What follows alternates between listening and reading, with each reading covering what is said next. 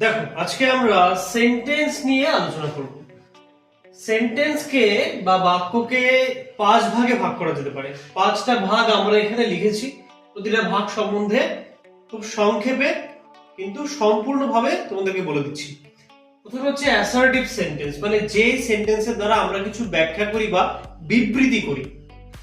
2 নম্বরে কি দিয়েছি? ইন্টারোগেটিভ সেন্টেন্স, যে সেন্টেন্সের দ্বারা আমরা কিছু ইন্টারোগেশন করি, অর্থাৎ জিজ্ঞাসাবাদ করি, যে প্রশ্নের দ্বারা কোনো কিছু জিজ্ঞেস করা হয় যে বাক্যের দ্বারা। অবজেক্টিভ সেন্টেন্স মানে যে বাক্যের দ্বারা কোনো কিছুকে ইচ্ছে প্রকাশ করা হয়।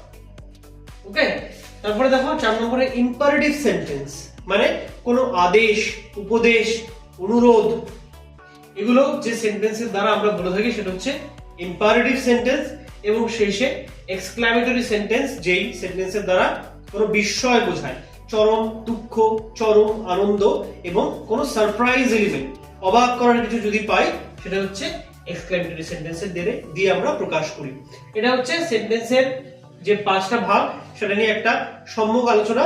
এর পরের যে ভিডিওগুলোতে আমরা প্রতিটা সেন্টেন্স সম্বন্ধে আলাদাভাবে জানবো এবং সেগুলো সম্বন্ধে উদাহরণ নেব। আজকের জন্য এতটাই।